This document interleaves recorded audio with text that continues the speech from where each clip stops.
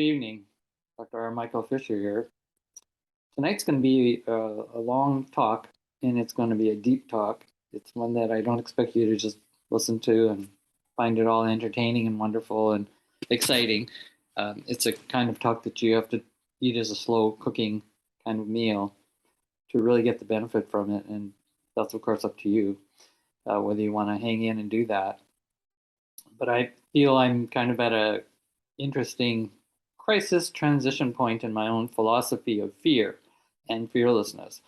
And this is something I've been probably writing about for about 3 or 4 months now, in various different forms. And it's probably indicated a bit in my new videos in the last few, in terms of my coming to read and study the philosophy of Samuel and Gillian Jr. And that I won't repeat all because it will come out in this video, but the gist of my investigation, a deep investigation into his work, and I'm really one surfacing his work as sort of a ghost that's been hidden in the philosophy literature and the educational philosophy curriculum, pedagogy literature. And really, it's really good humanitarian writing and thinking on his part. Again, he was an African American. 1939 to 2016 was his time on this planet sharing. And as I investigate that work, it's bound to change me. I'm a transformative thinker, philosopher, theorist. So what does transformation mean? It really means that when I study or engage with something or someone in some way that I put into a transformation context, it's not just an ordinary, oh, I'm over here and I'll study that over there and then I'll tell you about that over there. Yeah, no, that's not a transformation context. That's really suck information, extract, spit it back out, and let somebody consume it. Not interested in that kind of knowledge. I think it's way over valued in what it's actually worth, because I think the study of philosophy of thinking, just critical thinking, you don't have to be a philosopher per se, is good education, good learning. It transforms who we are in some way. Okay, so that's a little bit what today is. Maybe today will be transformative for you, but I want to walk through some of the clarity that's come in journaling tonight. And I'll start with just a story, but it's revising my philosophy of fearlessness, which started in 1989. And grew into a much more complex theory as it is today. I've written many books on fearlessness, as you know, or articles, is 2 primary books on it. But all of that, which you can look up and read and study if you want, study my other YouTube videos, there's lots of them on this thinking. I'm at a philosopher stage now, over 70 years old. I'm coming to question my own philosophies, right? So that's part of the transformative.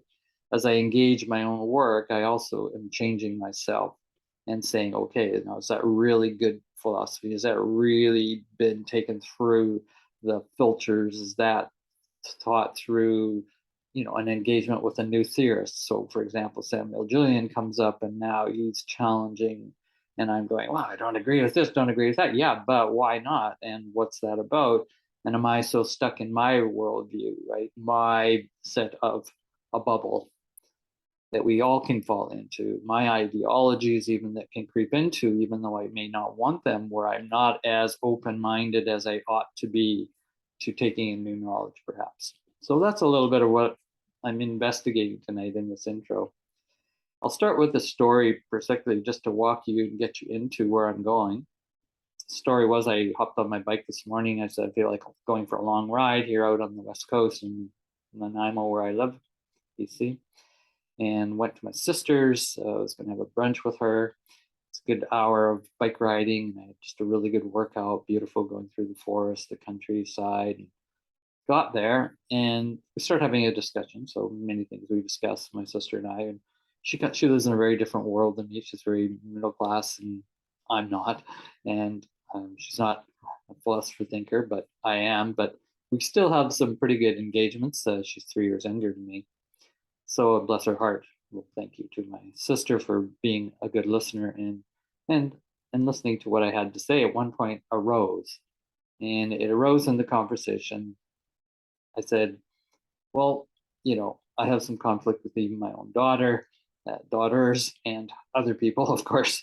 But even with my own children, who are well grown up, right, and they're in their 40s and 40 plus, they don't have the same belief system as I do at a very fundamental level. And so that's become an interesting conflict and tension even with them, which I have to also deal with, and which is also part of my transformation as an adult elder, confronting what children are giving to you as their values. And you're going, yeah, but these are my values. I think this is the wisdom of the, because I'm older, I should be able to pass on that wisdom. And they're going, yeah, but you're off on, different generation gaps. The essence of the story that ended up coming quite spontaneously out of my mouth, and it's not the first time I've said it. I've said it to my partner, Barbara Bickle. I've said it to maybe a few other people a little bit, but over the years, it doesn't go over well. And it doesn't go over well because I start with, well, my belief is that nobody should own land. And that's where I want to start a society, a set of relationships, a psychology and worldview, and all of those combined, right, as a collective way of thinking. That's where I start the correction that humans have gone down the wrong road in some way. Most humans, I'm not talking about all humans, because there's lots of humans that don't own land as their fundamental principle of starting a society, a culture, a worldview. That's this just simple principle. So this idea, and so, well, then somebody says, well, what kind of person are you? Are you anti-capitalist? Are you a communist? Are you a socialist? Well, I'm all of those things, I think, in different ways. But more recently, I've been articulating to my partner and saying, well, yeah, I am a communitarian. I believe in this idea fundamentally, and that's what I said to my sister. You can just imagine we're having, a drink outside on her porch, and I bring this up, and she's devoted her life to working hard and building land, security, capital, accumulation of wealth, her own amount. And she hangs around all that friends, that world of people who accumulate. I don't, and I don't have that accumulation. Well, I chose it, and that's part of the ethical conflict I have with people who don't believe what I just said. You may be one of them. So let's start with that, even if we don't have the same beliefs. Let me try to just even share what the argument was that came out, and I've got to tell this to my sister who hasn't even gone to, college, university. So this is really a good challenge for me as someone with a PhD, spent 12 years in education, post-secondary. I start with the idea that, well, Linda, I just don't believe that if people are operating on this principle that it's okay to own land and then accumulate wealth that goes with land. And that's always been the trajectory of the economic structure. You can go back as far as you want. I'm not a historian of economies, but basically, more or less, it becomes landowners, those who are able to name and categorize and map and say, and we have a right to own that. And we also have the right kind of money, power, to own it. And so we will start owning land. And so again, you can look into the history of how and where that started. Very long history. Some people started 10,000, 12,000 years ago, maybe less, maybe more. That traditionally, as far as I know and know generally, the indigenous perspective, that is 99% of our history as a human species before this change in ownership of land as a kind of symbol of that change. Huge transformation, maybe not in such a good way. This ownership of land really became a crux of a shift of human power as human to human and human to nature. Because land is nature, fundamentally. We didn't put the land here as humans. We're taking it, extracting it, commodifying, capitalizing, and then owning, right?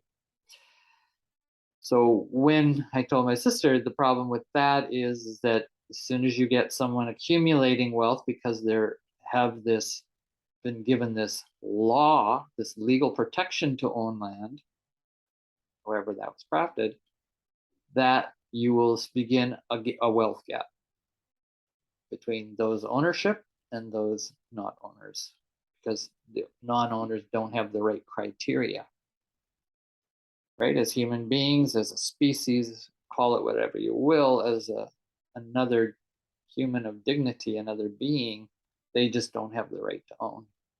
And humans seem to be the only ones interested in owning, quote.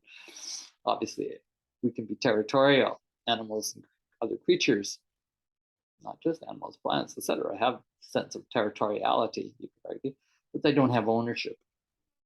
So this is a very new cultural construct of this ownership, right? And so I said to my sister, once you create that ownership of land, you begin the wealth gap. And today we see this as a huge problem on the planet. It's been a huge problem ever since it's kept getting huger and huger, the gap. And it will bring us to the brink of extinction by absolutely all looks at what are the cause of our extinction as a species. If that happens in the near future, it would be easy to say from another planet, if you're looking in, oh yeah, well, they had too much of a wealth gap. Well, where did that start? As I told my sister, it started with the ownership of land, the law. And I actually argue, and will argue a little bit in this video, it's because we actually broke the law. We broke the natural law. The natural law is nobody owns land. That's how you build a healthy, sustainable, sane construct for a communitarian, communal life. And that's a sustainable, healthy, and sane one. So that was the basis of my argument. And then, of course, she's listening, but I have to get to something much more that's going to grab her attention, that's real. And I says, well, look, I work with young children every day. I volunteer more or less every day, and I see these young children, the 35-year-olds in this daycare center, becoming even an elementary school, perhaps next year. And here in Nanaimo, I'm going, I'm an educator, right? So I'm here interested in the education and the full potential of each one of these children. Well, we are all are supposedly and ideally. Even the law says that children should be educated so they can reach their potential. Okay, so that's in a law that's somehow supporting that children are all equal and they all deserve this. Well, we know that children don't all get an equal education. That's nothing new. So we've got that problem. Why not? It's because we're creating a wealth and education gap. The wealthy get more education, better education, so-called, in all kinds of ways, accesses and supports for it, and they grow differently. And then they become the next landowners, and the wealth gap grows. And these folks, and I see myself more or less in that group, even though I have all this higher education. But if you look at it from a capital point of view, I'm in the poverty class, the working poor class. Yeah. So philosophically, I just said, well, Linda, look, if we allow that gap because of this ownership thing, we're going to end up with children. So I look at these little 3 or 5-year-olds. I'm trying to treat them all the same. That's what our daycare is built upon, that great philosophy. But if you've got children that are in the non-owning class, we've got fairly, quote, wealthy parents who are coming to our private daycare and paying a huge amount of money to get those kids. And it's wonderful. And I love those kids for all that. But there's a part of me that's constantly saying, but it's not a communitarian model. It's based on still the principle of land ownership and unequal wealth. And in fact, our whole program is unethical from my point of view. Okay, well, I'm not going around poo-pooing it and judging it and making it all negative and bad, but I want to speak out as a philosopher, as a thinker, as a curriculum theorist and designer, that at some point we have to come to terms with that philosophically. Are we actually promoting sustainability and health for all children on this planet?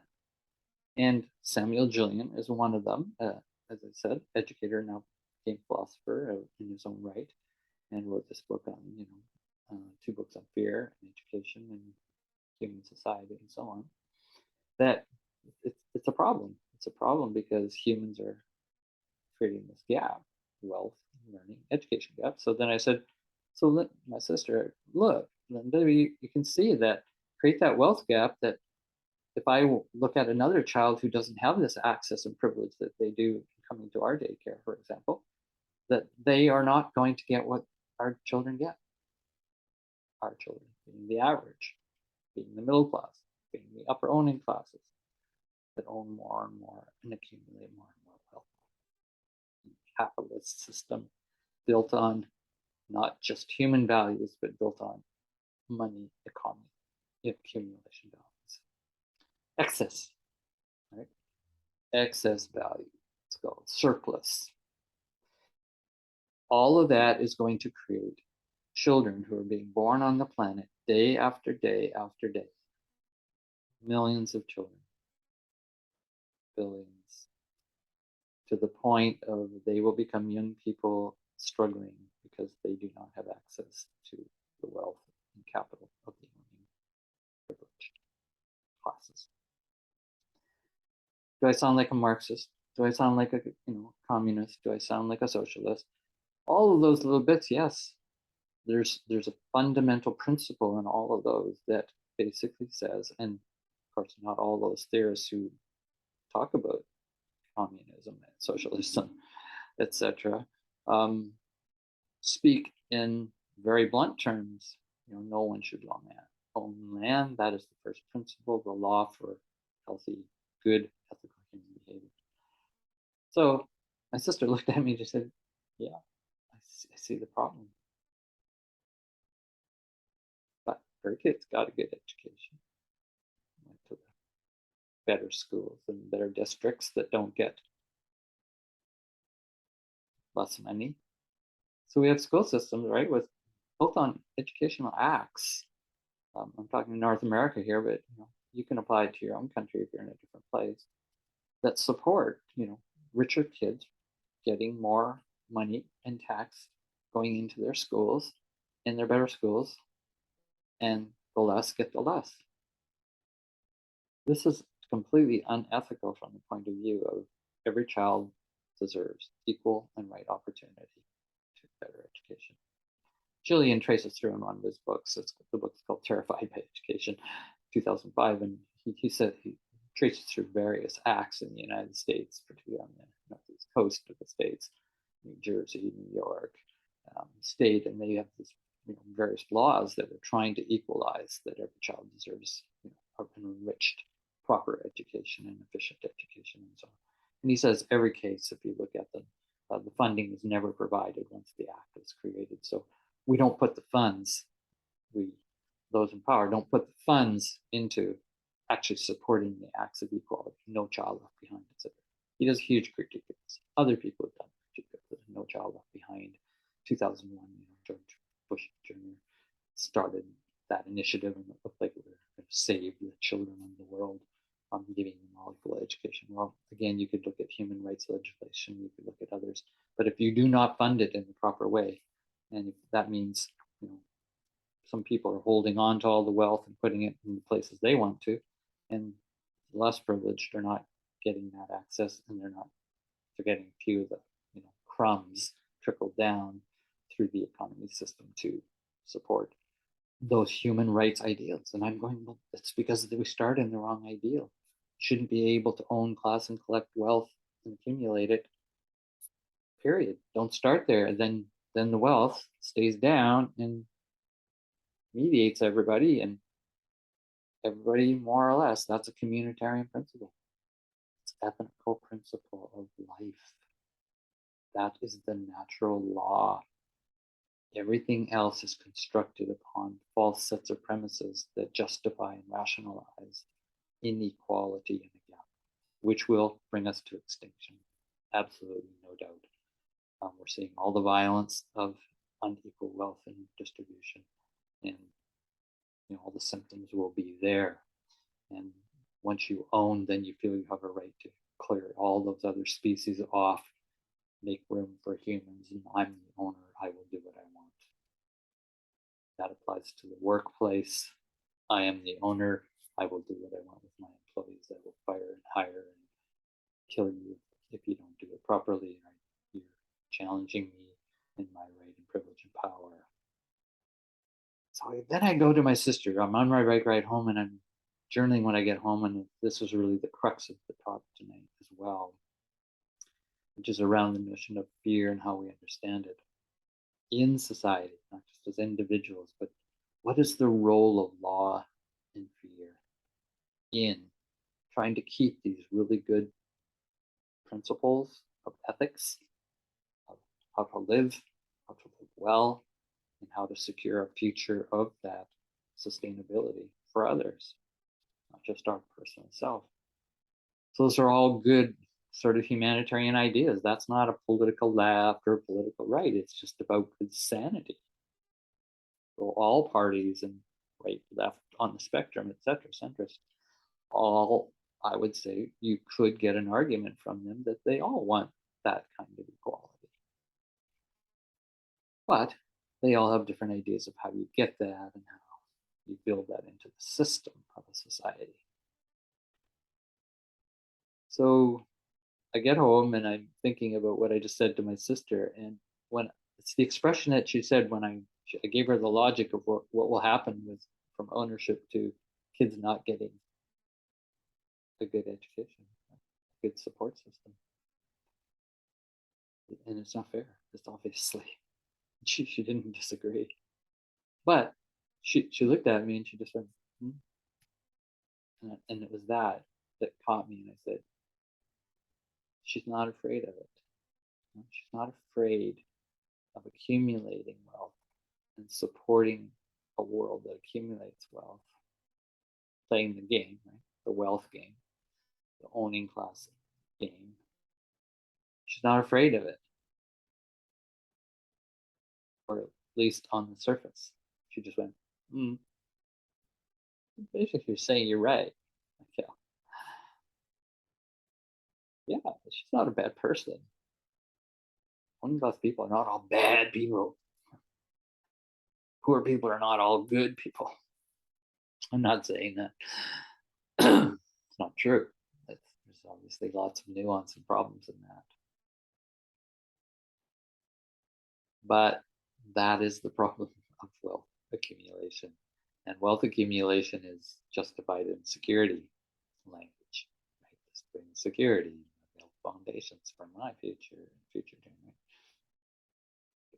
That's a piece of rhetoric that I'm also pulling apart here because its foundation principle is wrong. It's not right to own land and start again. That's symbolic of the problem of relation. Do you have a good relationship to the earth, to land, to the gift that the cosmos, Mother Nature, creation, God gave to humans and other species to live?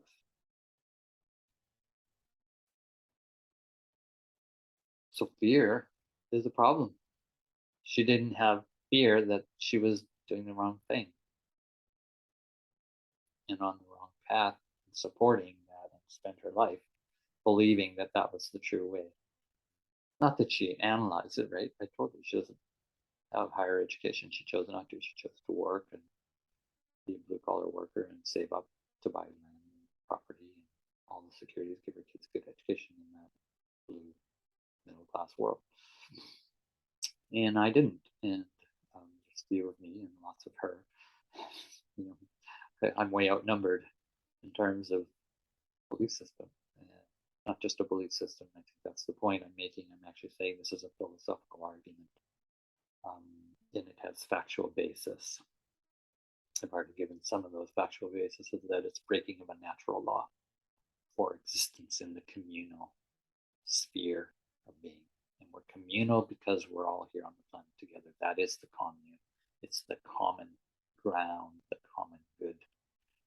And that's been tried to re-recognize by various philosophical, political principles and ideas of the common good.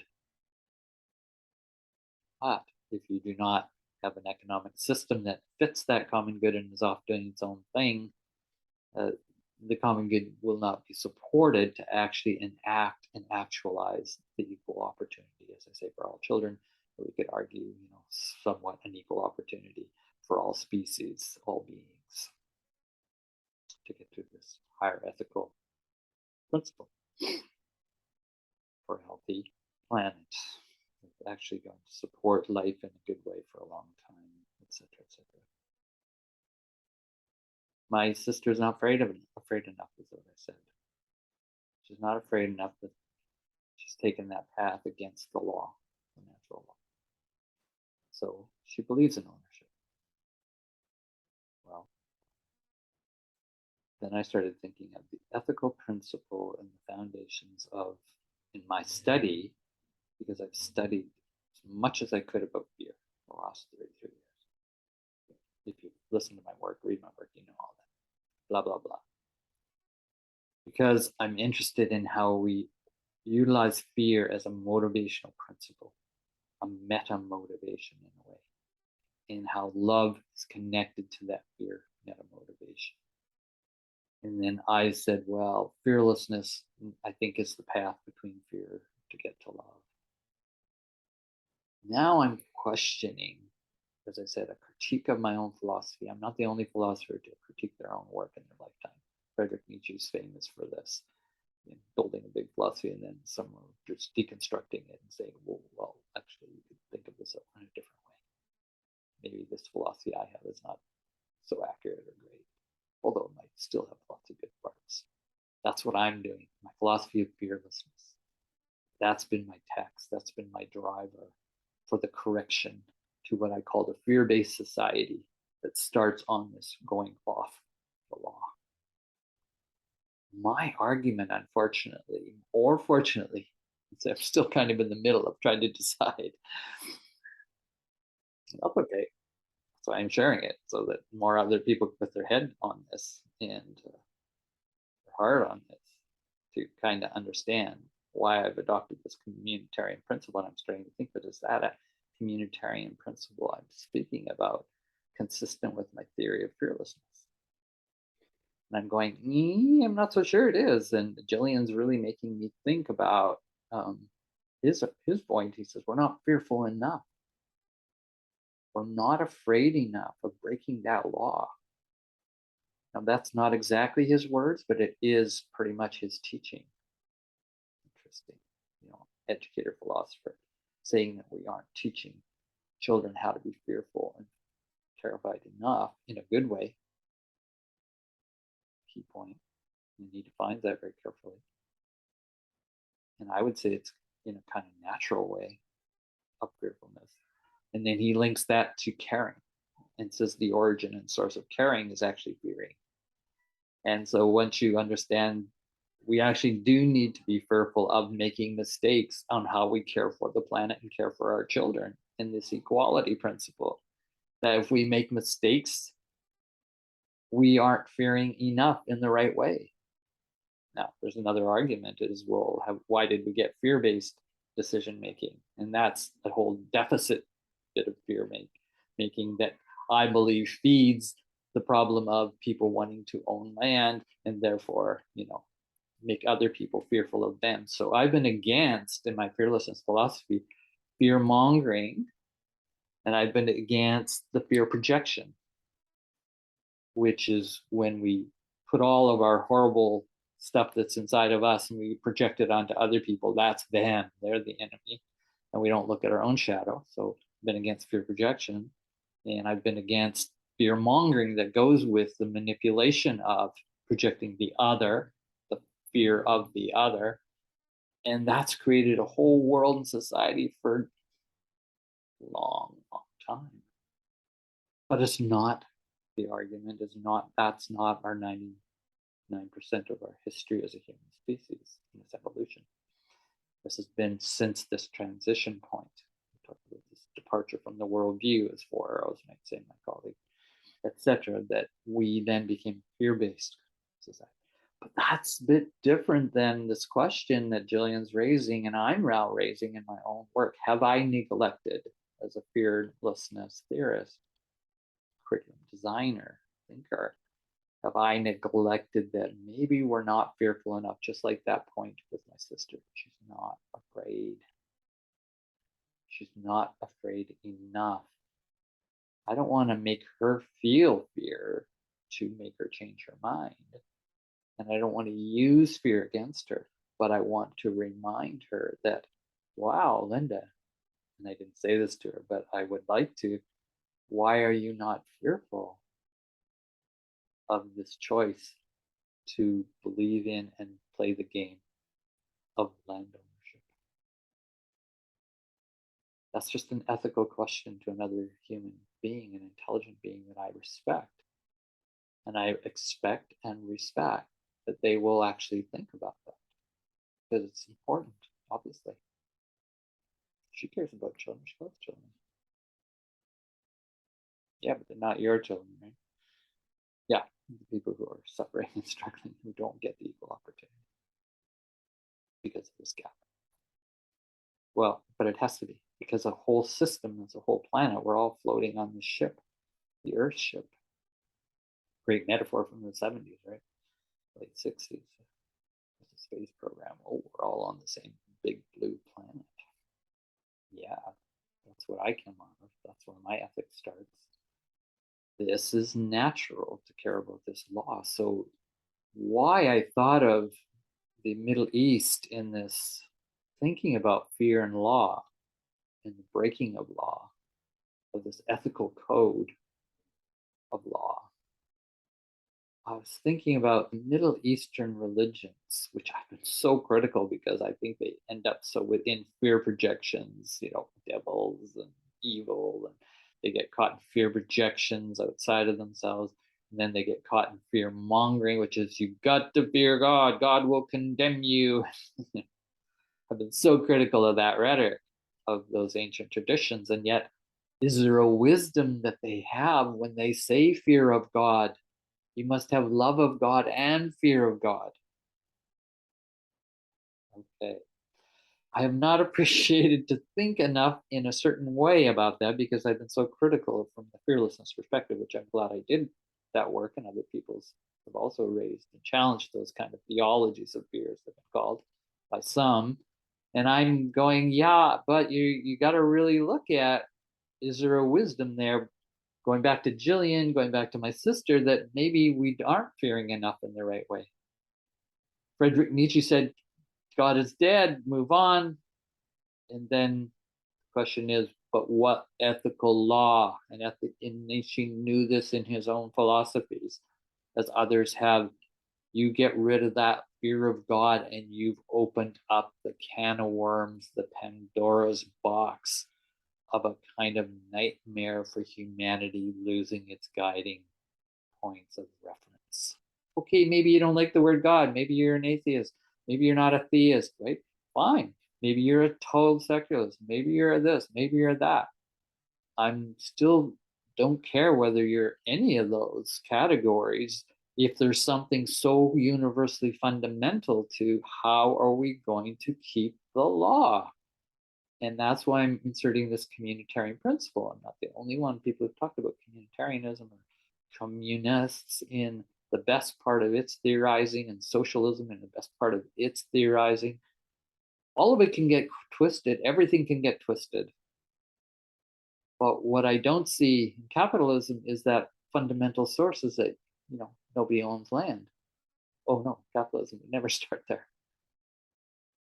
Some of those communism and socialism, they might, variations of even healthy anarchism might start there too. But that's not what I'm arguing here. I'm arguing that we need fear of. Don't put God there, put another thing, spirit, creation, healthy, the proper kind of fear. Gillian's arguing, and love of spirit, creation as well. Just your fear, creation, love creation. Fear creation really means that it's not, I have to be fearful, meaning caring enough. This is the ethical argument Gillian makes through a really good etymological analysis of the word fear and the word caring. He also does other dictionary studies of meanings and etymologies of the history of the meaning of these terms going back, thousands of years. Nice work. I buy it. You have to teach a child to care, and that means to fear certain dangers. They have to be fearful enough not to stick a poisonous insect into their mouth. You have to teach that to them in a good way. And this would be called the beauty of fear, the intelligence of fear, the natural fear that there is. Many people have talked about that compared to a pathological or neurotic fear. Gillian calls it a positive fear versus a negative fear. You're not fearmongering in that sense, but it's fundamental to the act of care and caring about yourself to not ingest it, caring about others who love you, that don't want you to ingest it because they don't want to lose you, and that we're here together to learn and share that information so that we do fear enough, care enough. I couldn't do that with my sister. I couldn't get her to care enough because she doesn't fear enough that she's living on this broken principle against the law. And so these fundamental law of God, the law of fear, just to use law of fear of God, law of fear, love of God, that combination in the law, the religious law of the Middle East, seems to be most overt there. I cannot seem to find that quite same language in other religions that I've more preferred, right? From Buddhist friendly, etc., and Hinduism in the East. So you see, I've come from so much appreciating those because they don't fall into this fear of God idea. But I'm starting to see, but you can't get humans to fear enough if you don't have it. Humans will skew themselves off. Again, we could develop arguments for why do humans skew themselves off and disappear and break this law. But those Middle Eastern religions spent quite a bit of time on thinking about why do they. The Eastern religions also thought, why do humans go askew and become unethical?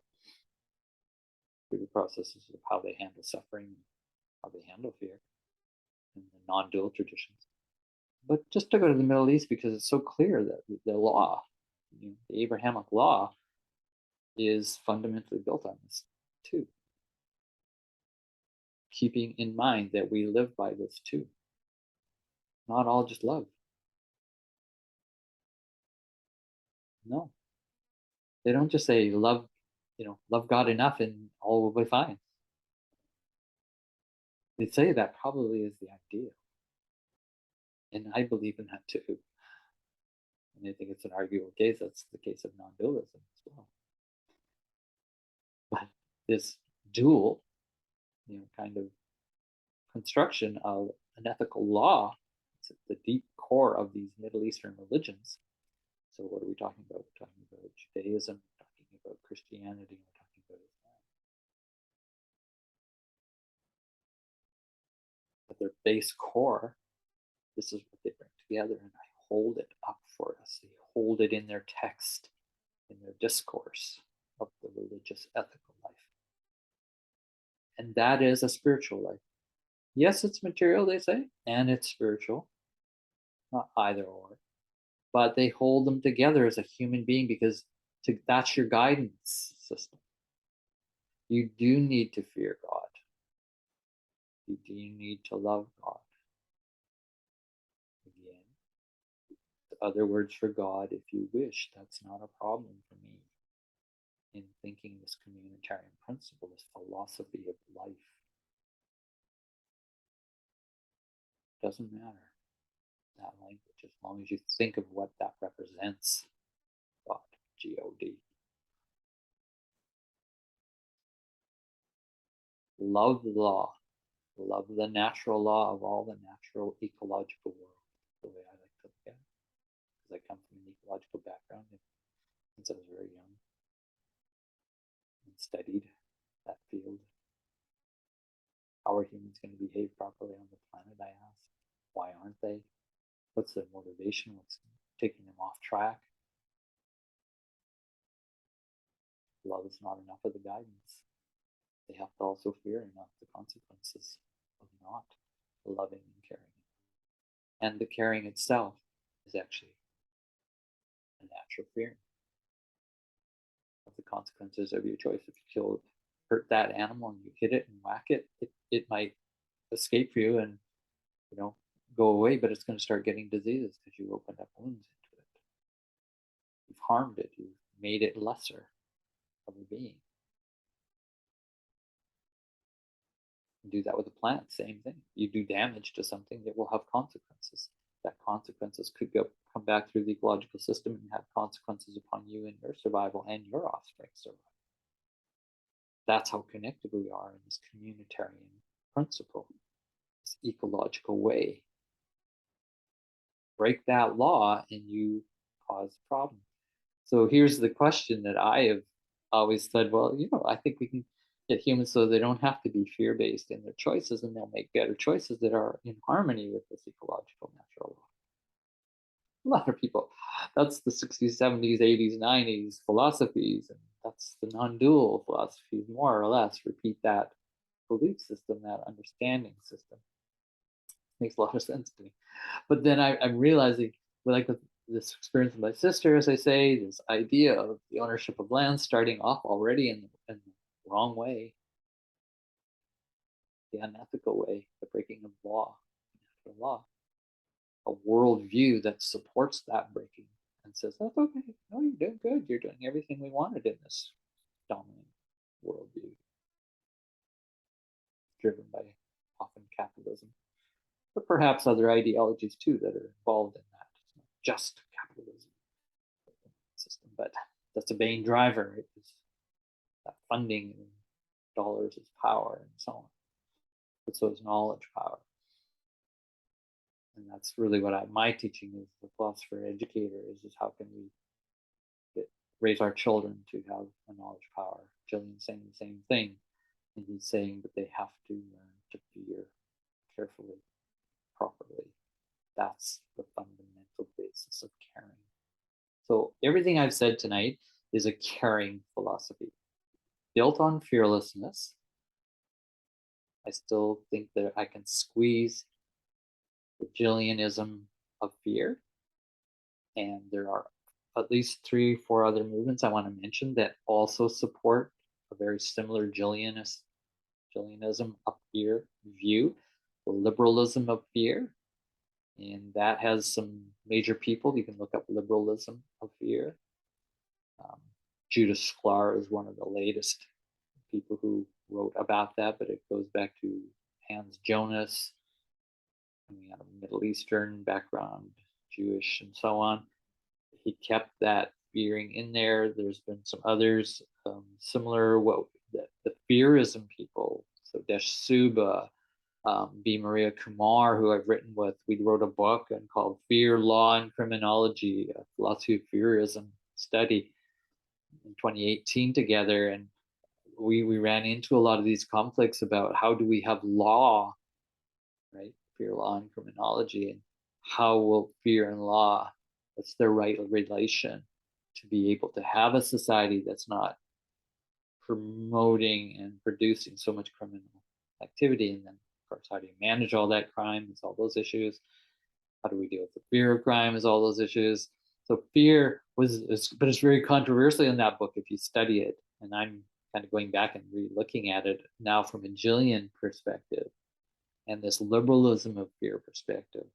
And another one is For Arrows, an indigenous-based perspective that he writes so much about, and I've studied and written on his work for quite a few years. And I'm going, yeah, in all of those, and it's also close to a Hobbesian, Hobbes, the philosopher, 8th, 17th century, I believe, in England. also said we have to fear. We have to fear the state to have a human civilization. He's one of the major thinkers in the West for fear, law, social order, justification. Non-religious, secular, for the most part, that I know of in his work. I haven't studied it extensively, but I'm pretty sure it's secular fundamentally. And that leads to a politics of fear in a good way. So there's a religious fear, and that leads to a politics of fear in a good way. That's the core of the teaching I'm producing tonight. And I say it comes from these other movements, thinkers, and there's probably others. Yeah, I've seen some articles in our latest journal, International Journal of Fear Studies, 4 or 5 months ago, I guess, an issue that I edited, and there was definitely a couple thinkers in there, scholars, young scholars, teaching about a Levinasian ethics after Emmanuel Levinas's work, philosopher, Jewish, Middle Eastern roots to his thought and thinking about, we have to have a fear for the other and their suffering. And they're arguing in a Levinasian way, you cannot run a society that will be healthy in its care, right? Compassion, without the fear of the other's suffering. And they make justifications from that from various literatures. And again, you could root it into this. Love needs the fear because we are human. If we were all angels instead of humans, who are growing up and figuring out how to be in the world, right? We're all start at 0 as humans. If we were angels, we just have the love of God. You take that out of your text. We're all angels already. And the argument is, no, we don't start as angels, we start as humans, and we have to go through development and learning and all these mistakes we made up and down and sin and whatever else, right?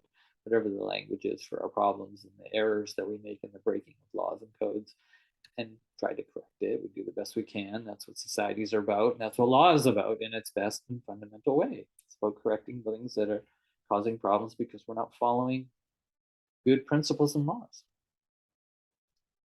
And fundamentally, I'm saying the best law and principle to follow is the law of nature. Not the other one to say that. And I'm not promoting a total just naturalism as the way to go. It has to be naturalism with culture in an integrated way and with spiritual values and the mystical views and the non-dual views. We have to integrate those in an integral framework to find this right relationship with fear and love, this ethical principle of how to live. I think that's lots. Yeah. Okay. So thanks for listening to this. We'll have further conversations. I want to look at some of my work on law and fear. Last video I just did was a little short video on the history of the law and fear through the philosophy of fearlessness teachings, fearism teachings. And also, I'm always saying, and I don't totally agree with any of those views completely. I have a critique of all of those ones I've just listed. Philosophy of fearism, approach to law, the philosophy, the liberalism of fear, the Gillianism of fear, the Fourierosian view of fear, the Hobbesian view of fear, and its role in societies. So not just our own psychological individual life. You can see I'm talking about fear collectively. We have to understand both. This is not about the psychology of fear alone. You can see it's about the sociology of fear, the politics of fear, philosophy of fear, and the spirituality, really, the theologies of fear that are on the planet. We need to be critical of them all. That's my final word for tonight.